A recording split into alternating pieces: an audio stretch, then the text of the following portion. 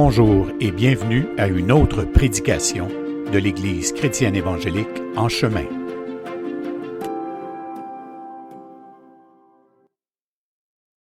Donc, ça fait plaisir d'être là. C'est la première prédication. Comme prévu, aujourd'hui, on commence une nouvelle série, l'Évangile de Jean, qui va s'étirer, ma foi, sur quand même quelques années.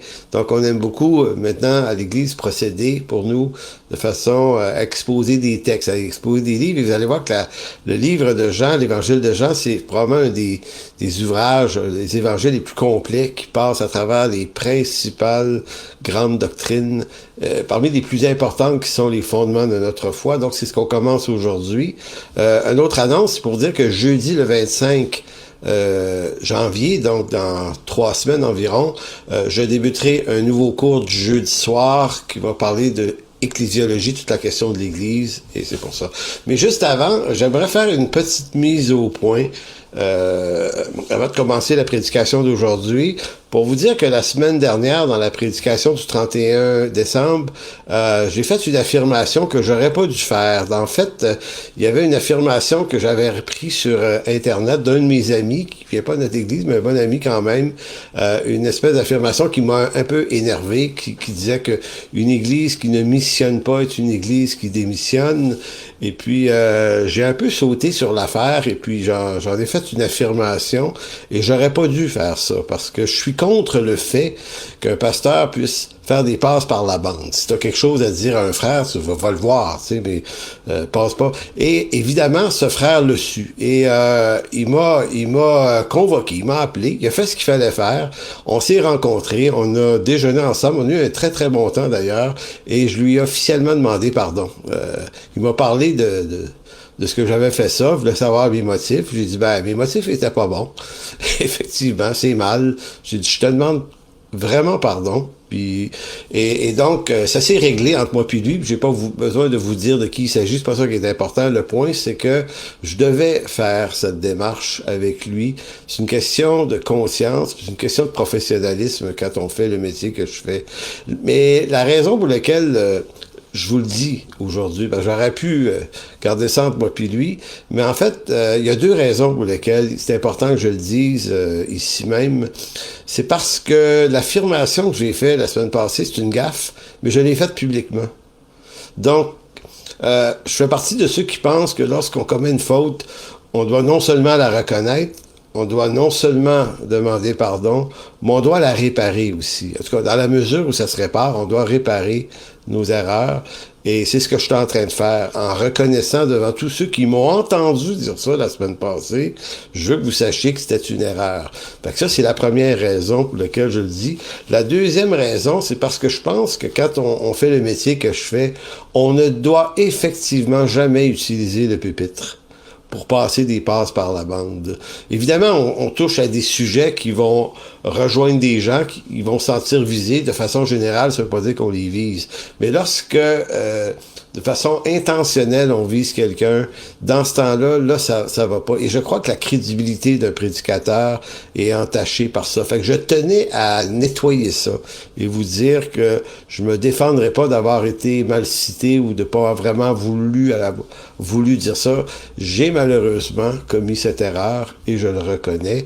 Et l'importance de tout ça, c'est la bénédiction de Dieu.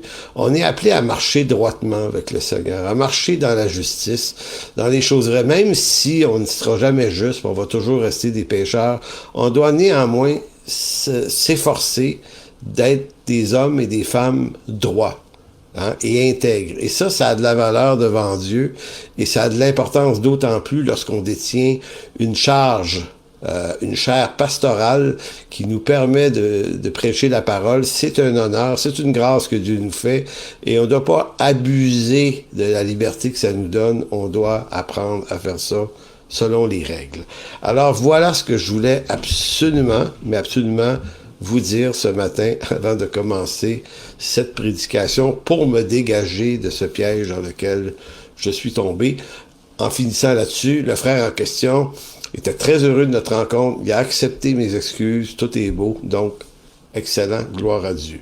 Donc, en introduction, ce matin, j'introduis une série qui, je crois, pourrait durer 2-3 ans, peut-être un peu plus. C'est pas le plaisir d'étirer ça pour rien, mais je crois que quand on travaille un texte, un livre, on expose le texte, passage, verset par verset, ça nous permet d'aller retirer de la nourriture qu'on toucherait pas habituellement. Donc, il y a des sujets qu'on éviterait, mais maintenant, lorsqu'on se prend un livre comme Jean, on traverse différents sujets, et donc, c'est utile pour nous qui enseignons, mais c'est utile pour ceux qui nous écoutons de pouvoir faire face à l'ensemble de la vérité dans toute sa grandeur et sa profondeur. Donc, pour cette série de l'Évangile de Jean que je commence aujourd'hui, séance 1, j'ai cru bon de vous dire que je rentrais pas dans certains détails, parce que là, si vous avez des commentaires bibliques chez vous, là, des gros bouquins sur des évangiles ou des livres ou des lettres, souvent, il y a une partie qui peut être, des fois, 20% du bouquin, c'est expliquer la technicalité du livre, l'auteur, les dates où ça a été écrit. Est-ce que c'est vraiment l'auteur? Est-ce que c'est vraiment Jean qui a écrit l'Évangile de Jean? Est-ce qu'il y a eu des ajouts? Vous savez, qu'on appelle des fois la critique textuelle et tout ça. Évidemment, dans une faculté de théologie, c'est fort utile de faire cet exercice-là, mais dans des prédications du dimanche, on va commencer directement dans Jean 1, donc on va exposer le texte lui-même. Et évidemment, c'est un long évangile, le 21 chapitres. On va exposer l'ensemble de tous les textes, mais on va évidemment mettre un peu plus de rigueur sur les contenus les plus importants. Et l'Évangile de Jean, c'est un texte qui traverse les sujets, je dirais, les plus fondamentaux sur la vie chrétienne, aussi ce qu'on devrait savoir, et notamment la divinité de Jésus-Christ. Je sais pas, je suis pas un expert du Nouveau Testament, mais il me semble que l'Évangile de Jean est probablement celui qui met le plus en lumière l'idée que Jésus-Christ est Dieu. Et pour Jean, ça avait une importance capitale d'être compris. Donc, l'Évangile de Jean contient 13 500 mots. Bon, est-ce que c'est important de savoir ça? Plus ou moins, mais c'est juste par intention comparative. C'est que je sors d'une série sur la lettre aux Romains, 103 séances que ça a duré, près de 3 ans aussi. Et Romains avait un peu plus de 10 000 mots. Et lorsque j'ai comparé 13 500 mots maintenant, c'est 30% plus long. Ça veut-tu dire que ça va être 30% plus de séances? Je le sais pas, mais évidemment, l'Évangile de Jean, c'est un évangile avec énormément de matériel intéressant. Et comme je l'ai dit, c'est un livre qui traverse les doctrines les plus importantes de la théologie chrétienne. S'il y a un livre qu'on ne devrait pas ignorer, qu'on devrait lire, pas plus que les autres, mais c'est ce livre-là parce qu'il nous parle de la divinité du Christ.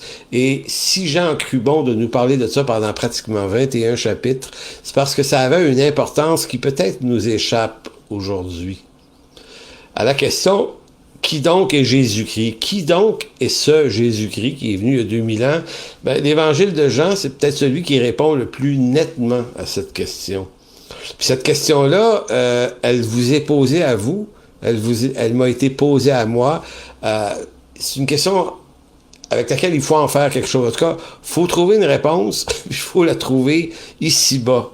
Donc, c'est une question à laquelle tous nous allons répondre, qu'on le veuille ou non. Maintenant, si on choisit de ne pas y répondre dans cette vie, on va devoir y répondre dans la prochaine vie. C'est ça que... vous savez, l'apôtre Paul disait dans Philippiens 2:9, c'est pourquoi, en parlant de Jésus-Christ, Dieu l'a souverainement élevé, lui a donné le nom qui est au-dessus de tout nom, afin qu'au nom de Jésus, tout genou fléchisse dans les cieux et sur la terre et sous la terre, et que toute langue confesse que Jésus-Christ est Seigneur à la gloire de Dieu le Père. Donc, ce que nous dit l'apôtre Paul, grosso modo ici, c'est que de toute façon, un jour, tout le monde va confesser que Jésus-Christ est Seigneur. Maintenant, en se refusant de faire cette expertise-là, puis moi, j'ai souvent dit ça à des amis qui me disaient « Pourquoi t'es chrétien, toi? » Quand j'allais à l'université, notamment, les gens disaient « Il me semble que t'es pas un idiot, tu devrais pas être chrétien, t'es brillant, il me semble, gars brillant, ça n'a pas besoin de bondieuserie comme ça. » Et moi, souvent, je disais, en fait, est-ce que tu t'es déjà posé la question, pourquoi Pourquoi toi, ça t'intéresse pas, cette question-là? Pourquoi tu n'as jamais pris le temps d'expertiser?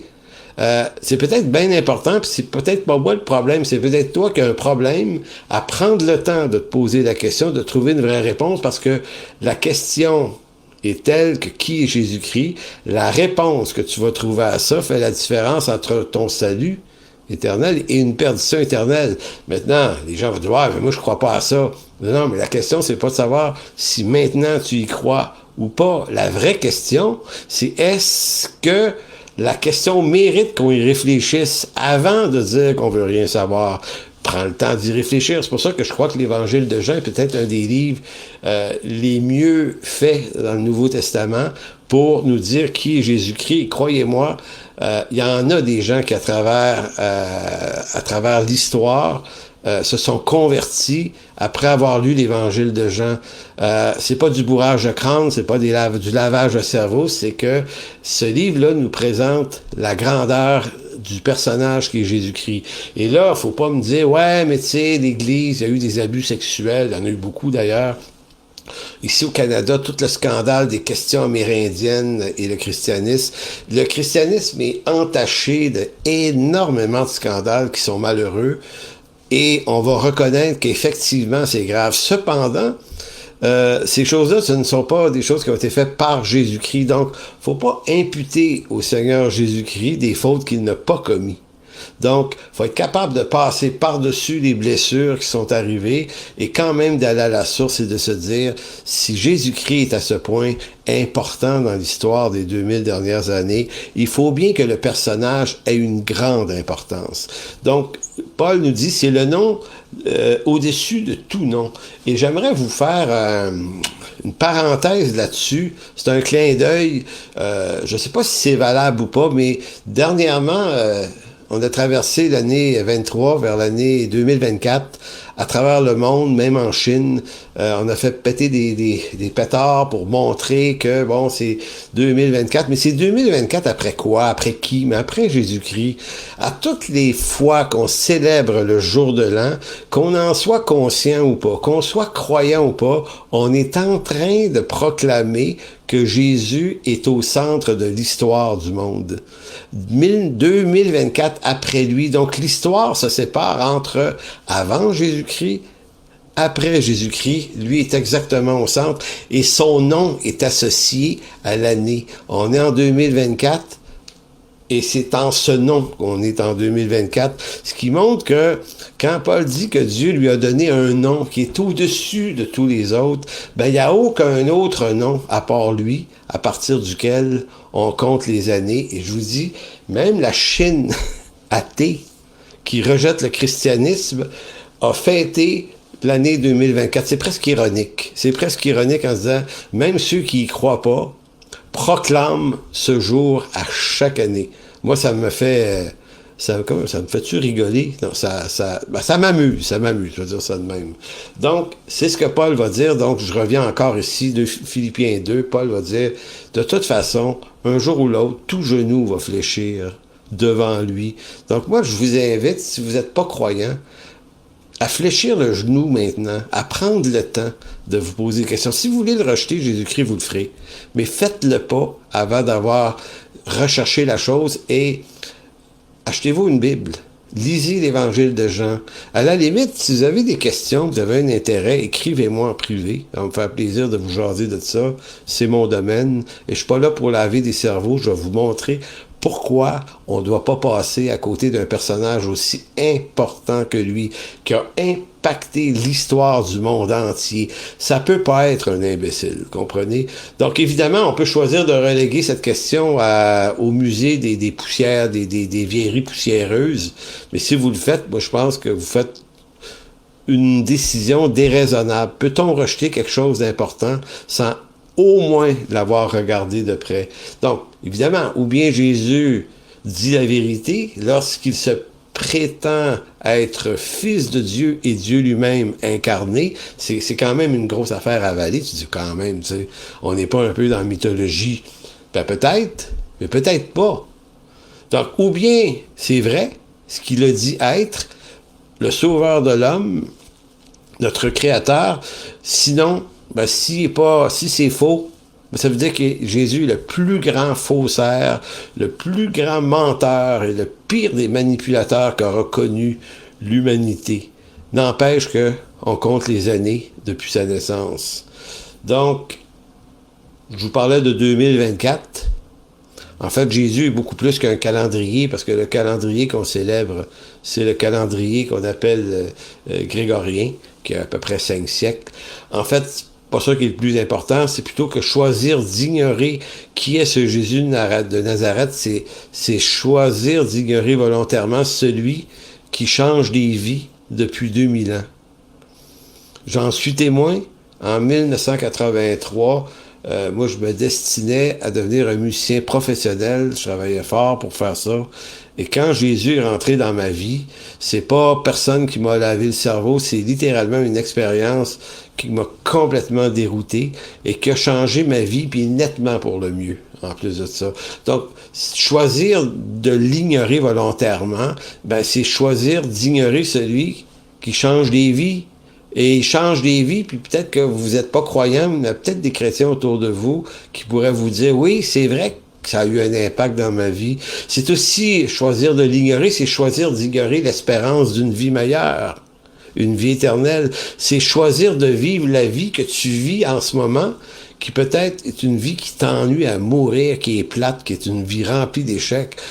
Tu n'as jamais pensé que Jésus-Christ pouvait faire une différence, tu as décidé de t'organiser toi-même. Aujourd'hui, peut-être que tu m'écoutes, puis tu dis, ouais, finalement, c'est pas brillant mon affaire. Ben, en fait, il n'est pas trop tard, il n'est jamais trop tard pour se tourner vers Jésus-Christ. Comme dit le livre, la lettre aux Hébreux, si aujourd'hui vous entendez sa voix, n'endurcissez pas vos cœurs. Maintenant, pour nous qui sommes chrétiens, nous tenons pour acquis que Jésus-Christ est Dieu. Parce que ça fait partie du narratif accepté de tous les chrétiens dans le monde. Mais en réalité, moi je vous pose la question, si vous êtes croyant, est-ce que vous seriez capable de défendre bibliquement cette vérité? Cette vérité, c'est la principale colonne de la foi chrétienne. Il y en a d'autres colonnes, mais celle-là, là, que Jésus-Christ est Dieu incarné, c'est la principale colonne du christianisme. Si on vous assoyait, là, on vous surprenait, puis on vous assoyait, puis on disait, écoute, voici une feuille, voici un crayon, écris-moi un texte, dis-moi pourquoi, bibliquement, Jésus-Christ est Dieu. Seriez-vous capable? Pourquoi je dis ça? C'est parce que je suis quand même étonné qu'une des vérités les plus importantes du christianisme est probablement une question que de nombreux chrétiens ne seraient pas capables de défendre. Certains diraient, ouais, moi j'ai la conviction qu'il est Dieu. Non, je t'ai pas demandé quelle était ta conviction. Je t'ai pas demandé d'aller voir ton pasteur pour qu'il te dise quoi répondre. Je te demande à toi qui es sauvé depuis 10 ans, 15 ans, 20 ans, 30 ans, 40 ans. Es-tu capable de me sortir 5, 6 passages de l'Écriture comme ça, là, sans ta Bible, puis m'expliquer pourquoi Jésus est Dieu et quelle est l'importance que ça revêt qu'il soit réellement Dieu? Eh bien, je vous dis, ça serait étonnant comment peu de croyants pourraient y arriver. Maintenant, ça fait partie des grandes faiblesses du christianisme actuel. Nous, on va beaucoup plus insister sur la sainteté, les enseignements qui peuvent se donner soit le dimanche, soit dans des séminaires. C'est toujours au sujet de sainteté. On va parler de la louange, la prophétie, la guérison, les miracles, comment être revêtu d'autorité, comment être revêtu de puissance. Ça marche. Ça marche. Mais c'est jamais aussi important que de connaître qui est exactement Jésus-Christ. On garde souvent le peuple dans l'ignorance des choses les plus fondamentales. Malheureusement, on fait ça. Parce que aujourd'hui, on est dans un monde de divertissement où les gens ont besoin qu'on les divertisse, même le dimanche. Donc, on va leur parler de choses qui les intéressent, de choses qui est un avantage pour eux. T'sais, on est dans un monde égocentrique. on est centré, on est anthropocentrique, centré sur l'homme, tellement sur l'homme, ses désirs, ses besoins, son divertissement. Fait que même des fois, comme pasteur, on dit qu'est-ce qu'on pourrait bien faire pour que les gens continuent à venir à l'église? Faut que ça soit amusant, faut que ça soit drôle, faut que ça soit ci, faut que ça soit ça. En réalité, il y a peut-être une repentance à avoir. Moi, j'ai rien contre la louange puis toutes ces affaires-là, mais c'est pas ça que je vous dis pas que c'est pas important, je vous dis juste que ces choses-là sont un résultat de quelque chose. La raison pour laquelle Dieu nous sauve, c'est pour qu'on le connaisse, lui. Nous, on est connus de lui. Il va s'occuper de nos besoins, mais on est appelé à s'occuper, à s'intéresser à lui, chercher les choses d'en haut, disait Jésus dans Matthieu. Cherchez les choses d'en haut, et toutes ces choses vous seront données par-dessus tout. L'apôtre Paul réinsiste là-dessus dans Colossiens 3 également. Si donc vous êtes ressuscité avec Christ, cherchez les choses d'en haut où Christ est assis à la droite du Père. Donc, le christianisme, fondamentalement, c'est l'homme qui choisit de vouloir connaître Dieu et on le connaît par l'Écriture. Donc, la question, c'est pas de savoir, ça me donne-tu quelque chose de savoir ça? Ça, c'est une question égocentrique. Ça me donne-tu quelque chose d'aller à l'Église? Ça, c'est une question égocentrique. Non. Est-ce que c'est la volonté de Dieu qu'on le connaisse? Est-ce que c'est la volonté de Dieu qu'on aille dans une église locale? Ce sont là les vraies questions. Oui, c'est la volonté de Dieu. Donc, un croyant ne marche pas en fonction de ses intérêts et ce qu'il en retire. Il marche en fonction de la volonté de Dieu. Donc, allons vers le texte maintenant. Commençons Jean chapitre 1, versets 1 à 5.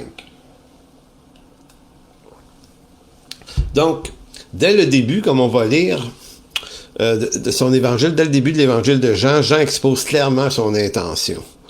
Et son intention, c'est de montrer que le Christ est Dieu. C'est pas un détail quelconque pour Jean, c'est majeur. Il va dire, il est Dieu, il est parole de Dieu, il est lumière des hommes.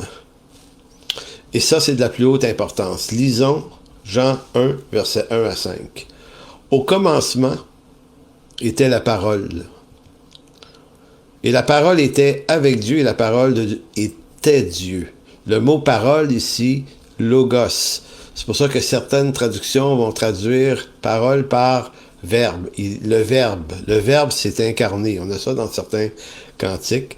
Donc, quand c'est la Louis II traduit le mot logos par parole, donc elle rend ça féminin, la parole est féminin. Certaines traductions, comme la Semeur, vont traduire ça au masculin. Il, le logos, qu'on peut utiliser en français, devient masculin. Donc, il ou elle, ça marche les deux, là. L'idée, c'est que la parole était avec Dieu et la parole était Dieu. Elle était au commencement avec Dieu.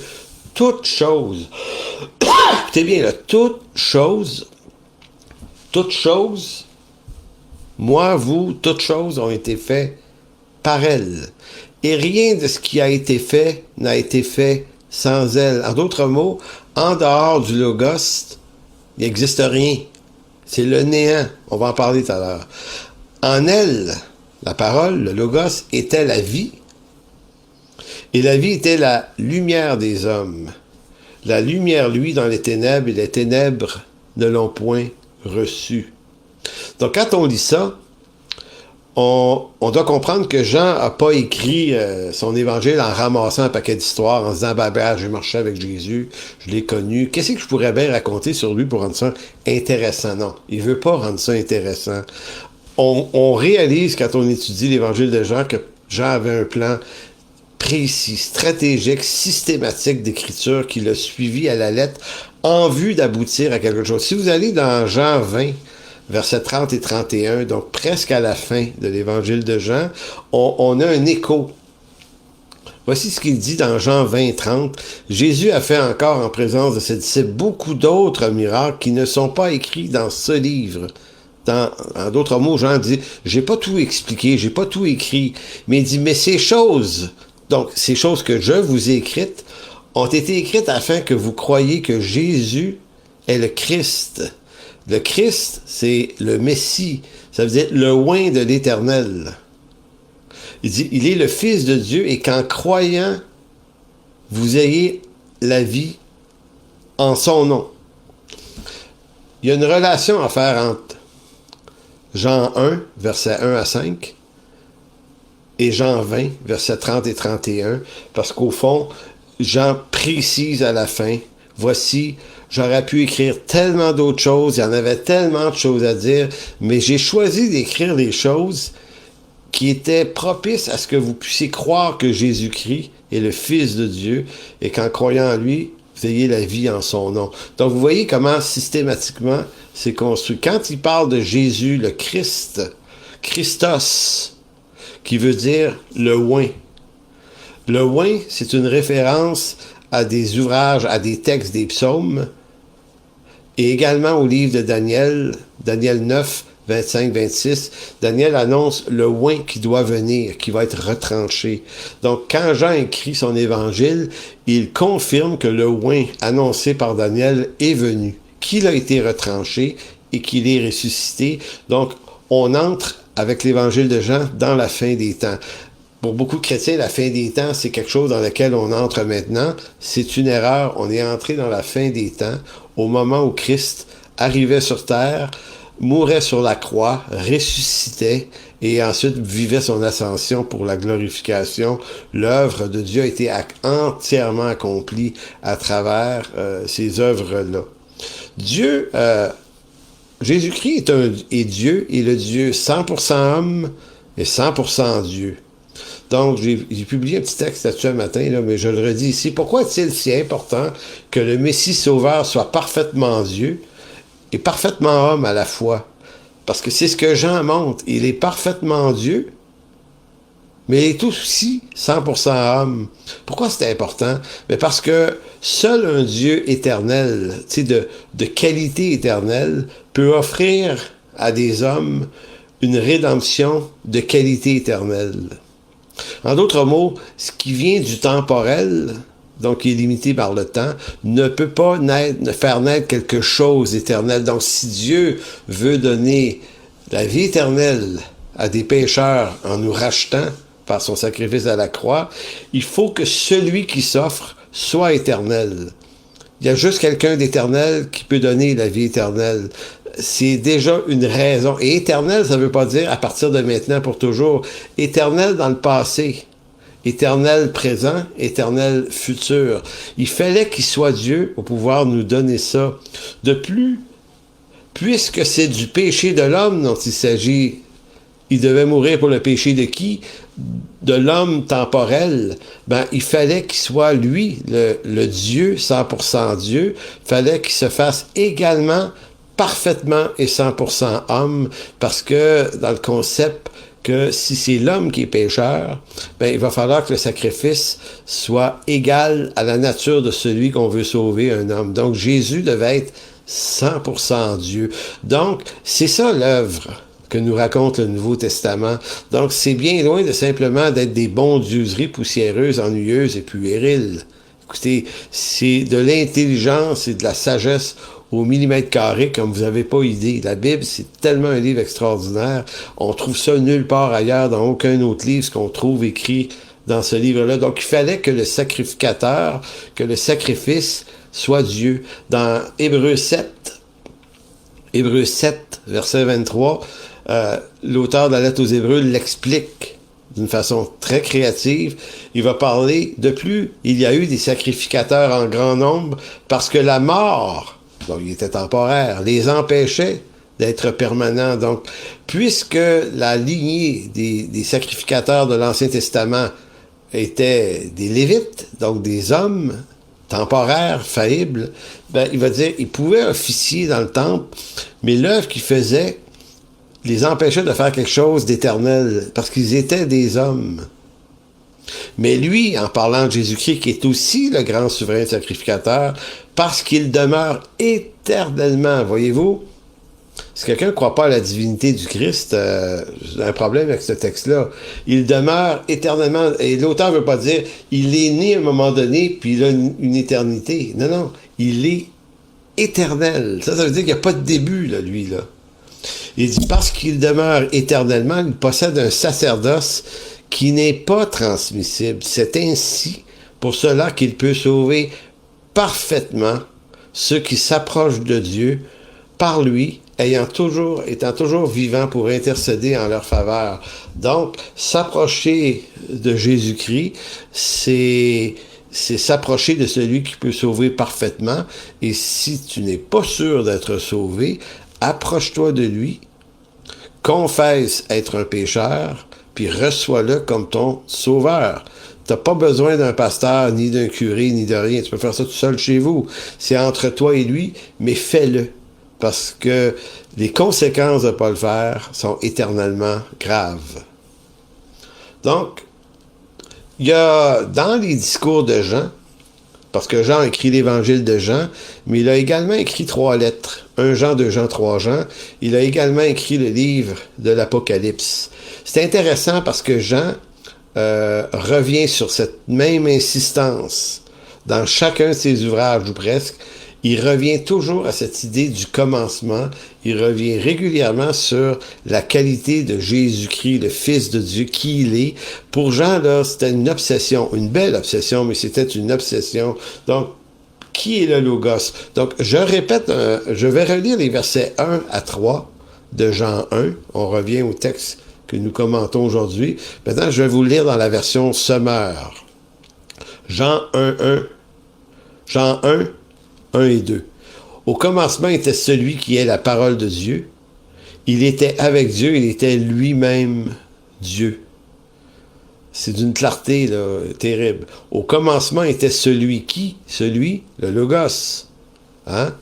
Donc, au commencement était le Logos, celui qui est le Logos de Dieu. Il était avec Dieu, il était lui-même Dieu.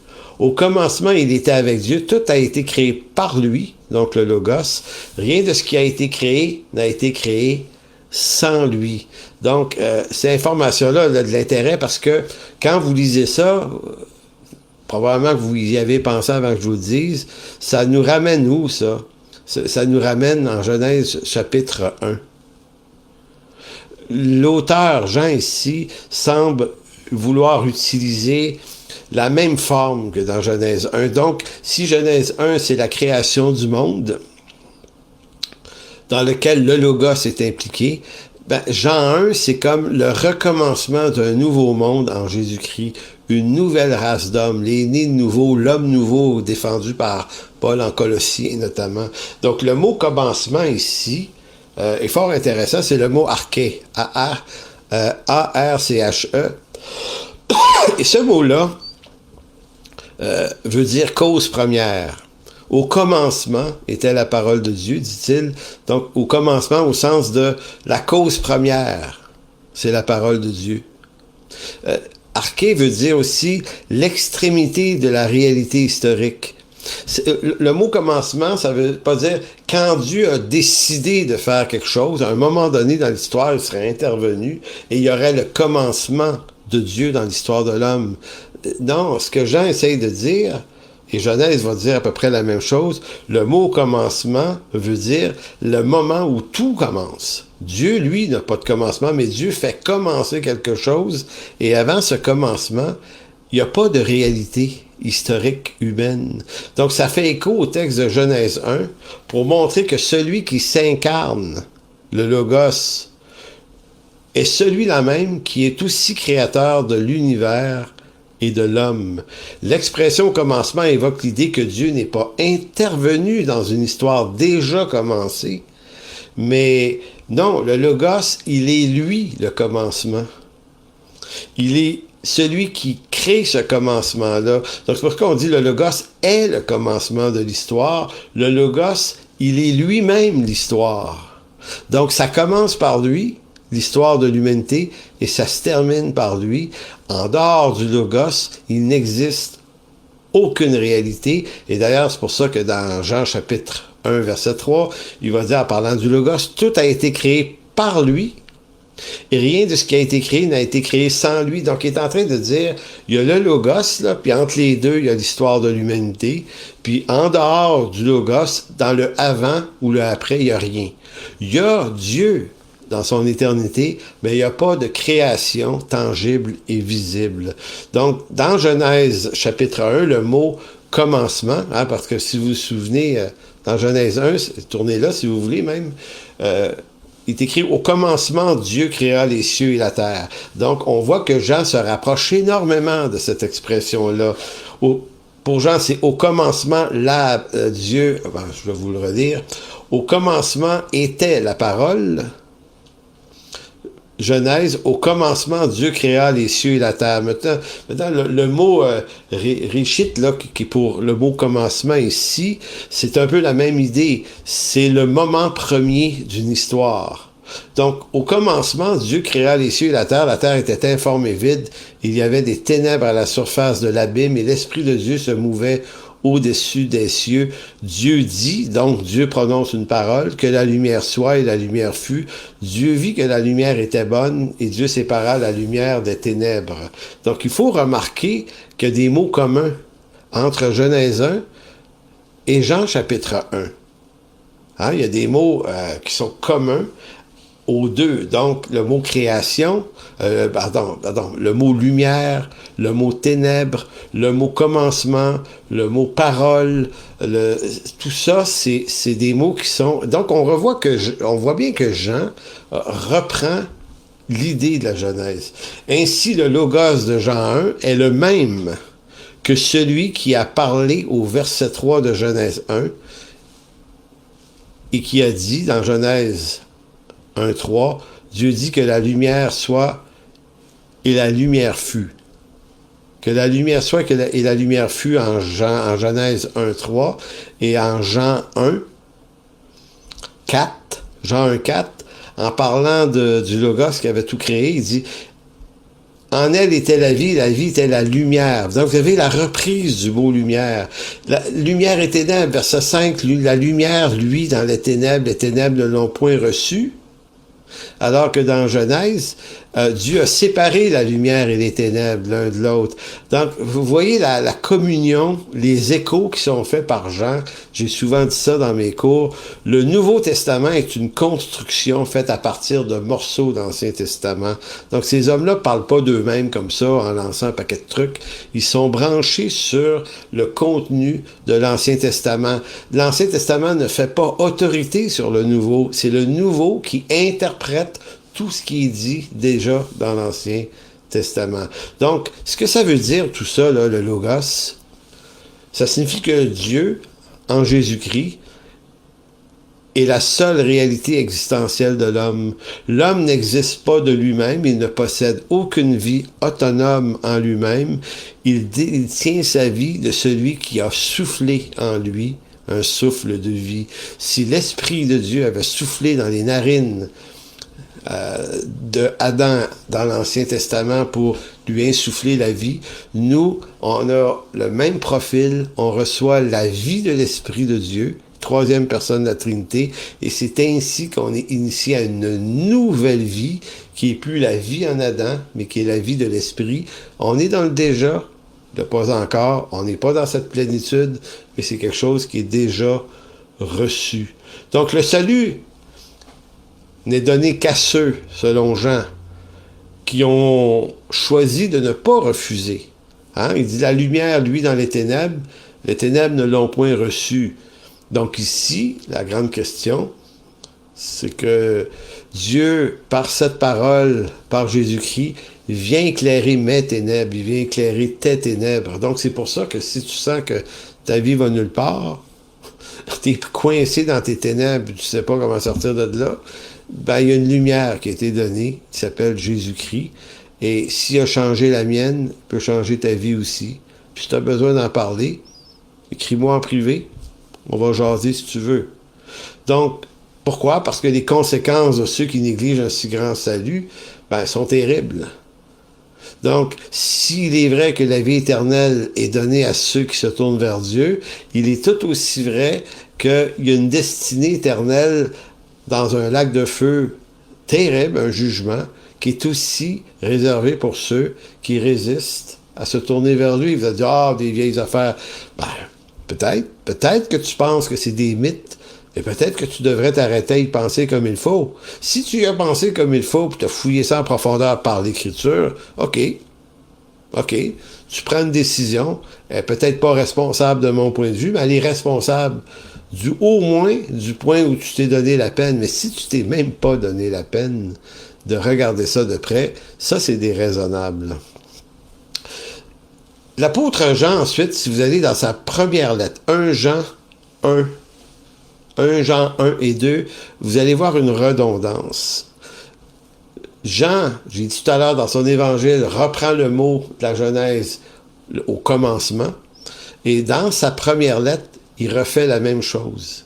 Il dit, ce qui était dès le commencement, ce que nous avons entendu, ce que nous avons vu de nos yeux, ce que nous avons contemplé, ce que nos mains ont touché concernant la parole de vie, car la vie a été manifestée et nous l'avons vue, dit Jean.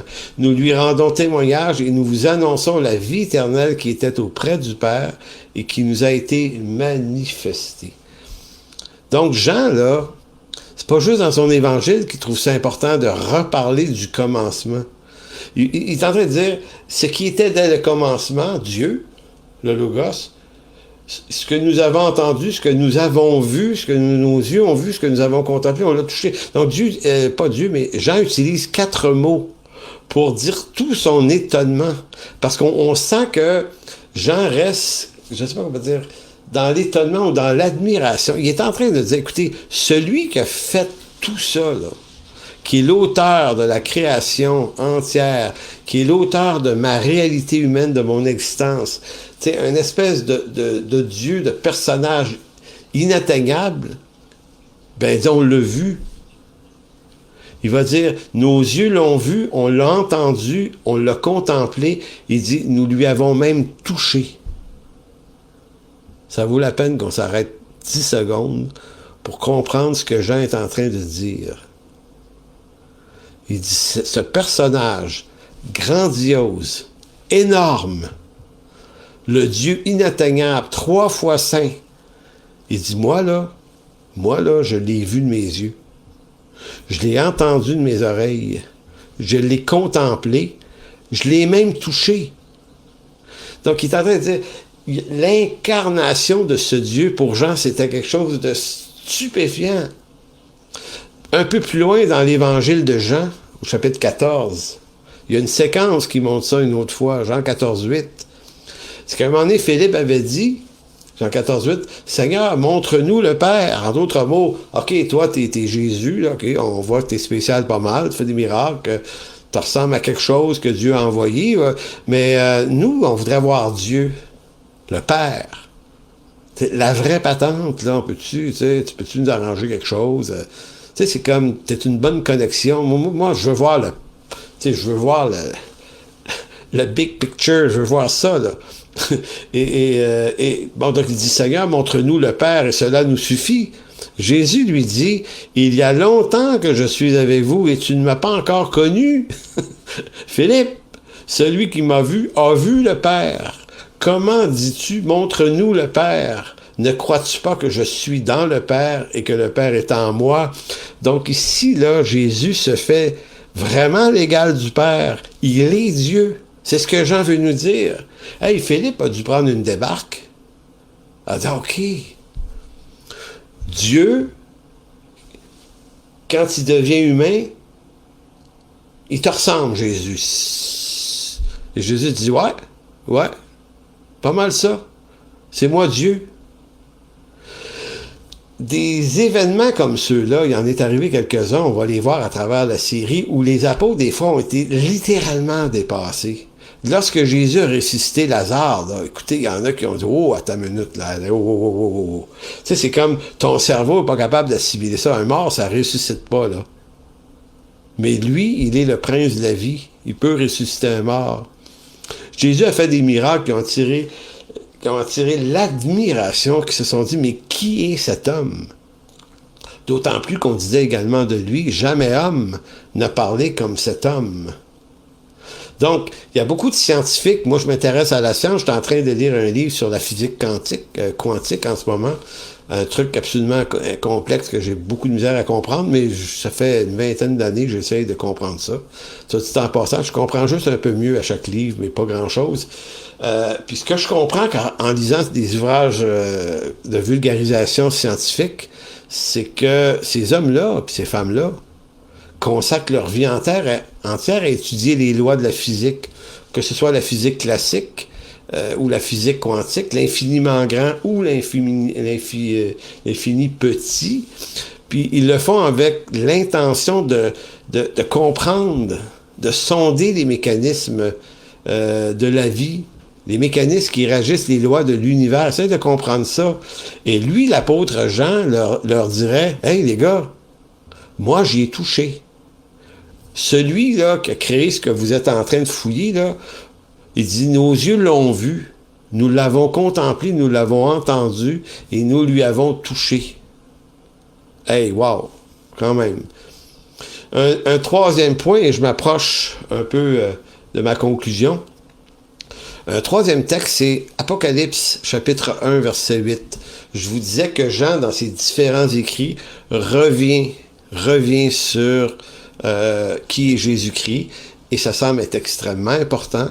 Et je vous ai dit pourquoi Jean veut absolument prouver que Jésus est Dieu. Ben, pour une raison assez simple, qu'on va voir un peu plus loin dans la série, mais c'est que ça prenait un Dieu fait homme pour mourir pour les hommes. Il fallait qu'il soit Dieu. Donc, il fallait que Dieu... Donc, c'est comme si on imagine un meeting au ciel, là, dans la Trinité, où on se dit, OK, l'homme est mal pris, il est pécheur, il faut le sortir de là. Comment on peut faire ça? Un ange ne peut pas mourir pour les hommes. Un homme pécheur, pris du même mal que les autres hommes, son sacrifice serait complètement impur. Dieu ne peut pas créer une race de semi-homme, semi-dieu. C'est pas tout à fait homme, pas tout à fait Dieu. On va créer une... Non, ça ne marchera pas non plus. Il faut que ce soit exactement de la même nature. Donc, Dieu a dû se résigner à se dire, ben, il n'y a pas d'autre personne qui peut mourir pour leur faute, dont le sacrifice serait à l'égal des exigences de la justice de Dieu. Il n'y en a pas d'autre à part moi, Dieu. Donc, c'est moi qui vais aller mourir pour eux. Donc, Dieu se rend vulnérable jusqu'à la croix. Il se laisse maltraiter, il se laisse cracher au visage par des hommes qu'il a créés et qu'il est en train de sauver. Ça, c'est l'œuvre rédemptrice de Dieu. C'est l'amour de Dieu qui s'incarne pour le péché de l'homme. Et comme il est Dieu, il doit se faire complètement homme pour que son sacrifice ait une valeur de sacrifice d'homme. Donc, dans Apocalypse 1:8, l'apôtre Jean va encore plus loin. Non seulement, dit-il, Christ est-il présent dès le commencement, mais qui plus est, il va dire, il est l'alpha et l'oméga de la réalité de l'histoire humaine. Donc, Jésus va dire dans Jean 1:8, je suis l'alpha et l'oméga, c'est les deux lettres grecques, la première et la dernière. Et dans l'expression alpha et oméga, ça veut dire qu'il n'y a rien avant, puis il n'y a rien après. Je suis l'alpha et l'oméga, dit le Seigneur, celui qui est, qui était et qui vient. Je suis le Tout-Puissant.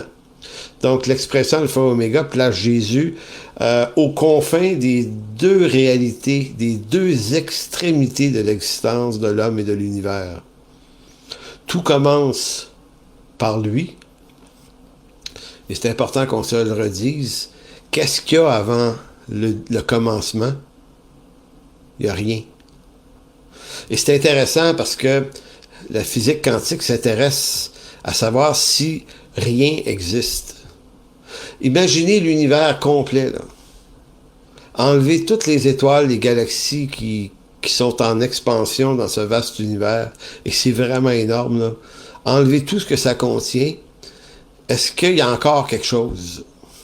Et les physiciens sont pas d'accord. Il y en a qui vont dire, ben c'est le rien absolu. C'est le rien sans arrêt. Ce serait éternellement rien. Certains autres vont dire, non, mais en fait, ce vide-là serait encore quelque chose. Pour qu'il y ait rien, faudrait que ça soit pas là non plus. Donc, essayez de vous... Moi, j'essaye, puis des fois, j'ai mal à la tête quand je vais trop loin là-dedans, mais essayez de pousser votre réflexion à vous imaginer non pas seulement un univers vidé de son contenu astronomique, mais que ce vide-là n'existe même pas, alors il existerait quoi? Il n'existerait rien. Donc Jésus nous dit Genèse, il nous dit Jean, c'est celui qui, en un temps déterminé, prédéterminé par le Père, a fait arriver quelque chose dans ce grand rien. Donc ça a commencé par lui. Et ça se termine, lui. Donc la vie, l'existence de l'homme est quelque part entre l'alpha et l'oméga, et il n'y a rien d'autre. Il n'y a rien d'autre. C'est... moi, ça me met le vertige, là. Tu sais, je vous dis, là, ça me met le vertige. C'est épeurant. Il y a quelque chose de terrible dans ça. Mais c'est ça pareil. Donc, votre existence n'a de réalité qu'en Jésus-Christ, que vous marchiez ou pas avec lui, c'est lui qui soutient votre respiration à chaque moment de la journée. Mais ça vous sauve pas. Ce qui vous sauve, c'est de croire à son sacrifice. C'est de croire que puisque vous êtes pécheur, lui a payé la dette. Et vous ne pouvez pas vous dire, quand je vais arriver au ciel après ma mort, avoir un meeting dans le blanc des yeux, j'ai entendu des gens me dire ça, moi, il parlait, moi, à Dieu. Moi, il y en a des questions pour lui, moi, pour savoir pourquoi il a permis telle affaire, puis telle injustice. Puis tu vas voir, là, je vais y en dire. C'est comme si on pouvait avoir l'arrogance de croire qu'on pourrait brasser le Seigneur, puis le Seigneur se mettrait à pleurer, à nous demander pardon, à dire « Ah oui, c'est vrai, excuse-moi, là, j'ai pas été un Dieu ben efficace. » Non, ça arrivera jamais. C'est vous qui allez fléchir le genou devant lui, devant sa majesté. Maintenant, le Seigneur vous offre la possibilité de faire ça maintenant. Il soutient votre vie, il soutient votre existence. Maintenant, remettez-lui votre vie entre ses mains, parce qu'il y a aussi une éternité à vivre. Donc, je termine par un texte du livre des Actes. Le livre des Actes, chapitre 17, verset 24, où Paul avait cette discussion dans l'aréopage d'Athènes avec des stoïciens puis des épicuriens, des philosophes, en fait, grecs. Il leur dit ceci au verset 24, « Le Dieu qui a fait le monde, et tout ce qui s'y trouve, étant le Seigneur du ciel et de la terre, n'habite point dans des temples faits de mains d'hommes. Il n'est point servi par des mains humaines comme s'il avait besoin de quoi que ce soit. Lui qui donne à tous la vie, la respiration, et toute chose. Il a fait que tous les hommes sortis d'un seul sang habitassent sur toute la surface de la terre, ayant déterminé la durée des temps. Alpha et Oméga. La durée des temps et les bornes de leur demeure, de ta vie. Il a voulu qu'ils cherchassent le Seigneur, qu'ils s'efforcent de le trouver en tâtonnant, bien qu'il ne soit point loin de chacun de nous.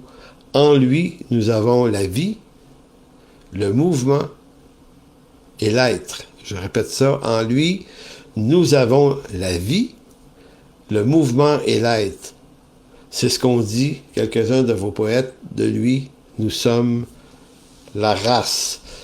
Donc, si tu existes aujourd'hui, si j'existe, si on est capable de s'écouter, de se parler, de s'entendre, c'est pas qu'on détient en nous-mêmes une quelconque vie, ni même le mouvement, sinon même la faculté d'être.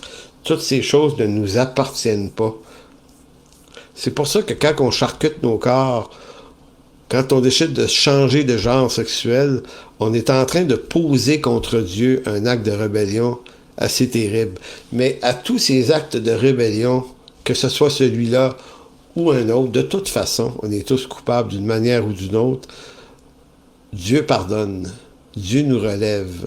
Il n'y a aucun péché que Dieu ne pardonne pas. Il est un Dieu rédempteur et quiconque aujourd'hui fléchit le genou devant lui, reconnaît sa condition pécheresse, reconnaît son besoin de salut, va être sauvé.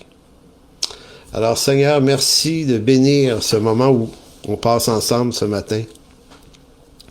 Merci pour ce temps précieux en ta présence.